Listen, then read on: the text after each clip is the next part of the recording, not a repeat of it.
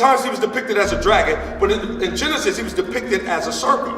What happens when a serpent or a boa constrictor begins to constrict on you? Every time, they said every time you move, it gets a tighter grip.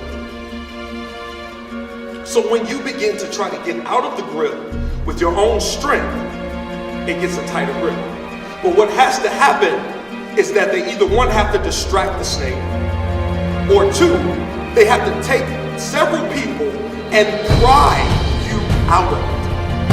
Literally overpower this snake and pull you out of it. And sometimes it will not, one person will not get you out of the grips of a snake.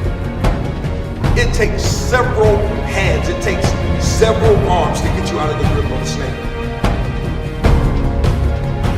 This is not because Satan has any ranking authority over us. No, this is not because of that. But we have to understand that when something has been rinsed so deep, it takes a lot to get out. The other day, my sister, she was driving a car and she kind of spit off the road, right? And her tire went in just in the curb, right in the dirt, right? But she began to hit the accelerator and hit the accelerator. And the more she hit the accelerator, the more stuck she became. No matter how many times she hit that accelerator, all she did was kick up dirt and put her tire deeper in the mud. But I stopped to tell you this, is that the power of God is going to take the power of God for many of these things to be broken off your life. You can't do it on your own. Whatever it is, it's going to take the very power of God. So what had to happen was, I had to come down and I had to hook something to a vehicle that could outweigh her vehicle.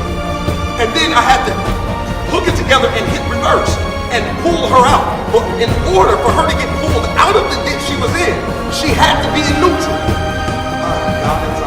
You cannot still be walking in sin and get delivered from it.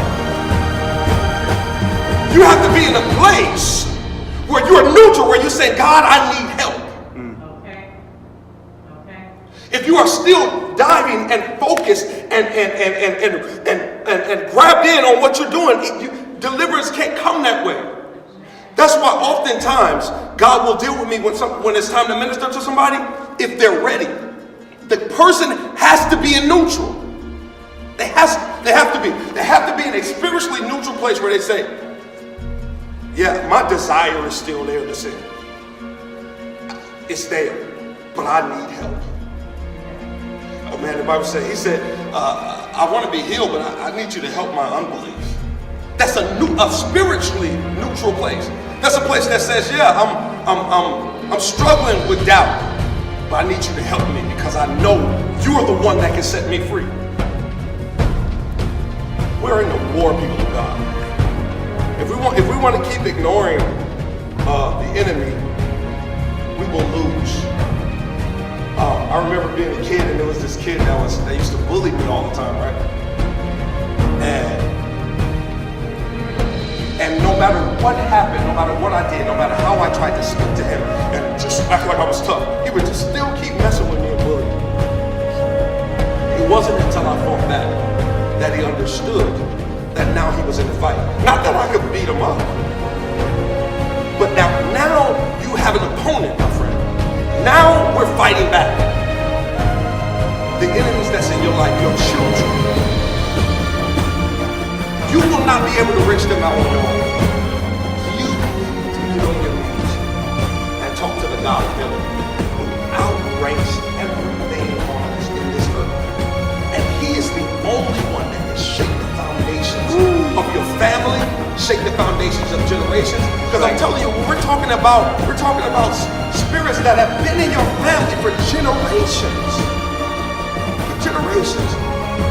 You are not breaking those things with your own hands. You have to have skill. You have to have insight to break those things.